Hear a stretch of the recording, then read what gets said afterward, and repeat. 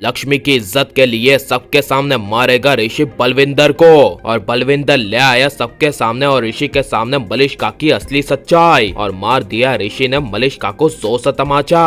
और ऋषि मंगवाएगा अपनी मां नीलम, वीरेंद्र और पूरे परिवार से लक्ष्मी से माफी। जी हाँ दोस्तों, भाग्य लक्ष्मी के आने वाले धमाकेदार एपिसोड में जब अंधेरे में किचन से बलविंदर लक्ष्मी को किडनैप करके ले जा रहा होगा, तभी लक्ष्मी बचाओ बचाओ चिल्लाकर किचन के बर्तन गिरा देगी, जिसे सुनकर ऋषि के होश उड़ जाएंगे।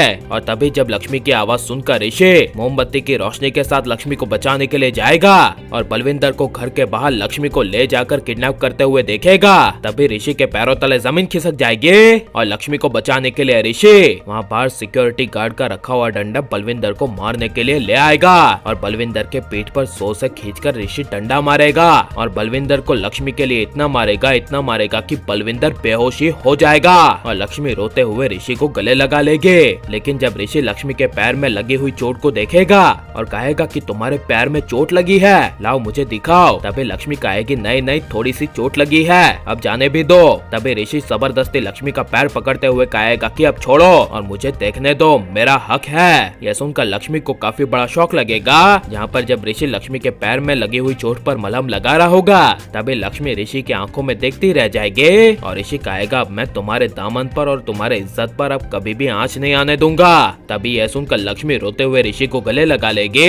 लेकिन जब ऋषि लक्ष्मी का जोर से हाथ पकड़ के घर के अंदर जाएगा और वहाँ मिसेस गुजराल यानी गौतम की माँ को आहाना गौतम के साथ देखेगा, जहाँ पर मिसेस गुजराल ऋषि की माँ यानी नीलम को कह रही होगी कि हमें हमारे बेटे गौतम की शादी अब आहाना के साथ नहीं करवानी। तभी यह सुनकर दरवाजे पर नीलम की नजर ऋषि लक्ष्मी पर पड़ेगी। उसी वक्त नीलम को काफी बड़ा शौक लगेगा और नीलम गुस्से से कहेगी कि यह सब सरोरिश लक्ष्मी की वजह से हुआ है। यह अशुभ मनहूस लक्ष्मी के हमारे घर में कदम रखते ही पूरे घर में अशुभ चीजें होने लग गई है। तभी यह सुनकर ऋषि को काफी ज्यादा गुस्सा आएगा और ऋषि गुस्से से कहेगा नहीं माँ, लक्ष्मी की वजह से कुछ भी नहीं हुआ है। तभी यह सुनकर मिसेस गुजराल कहेगी हाँ ऋषि ने सही कहा, लक्ष्मी की वजह से कुछ भी नहीं हुआ, यह सब कुछ हुआ है तो आहाना की वजह से।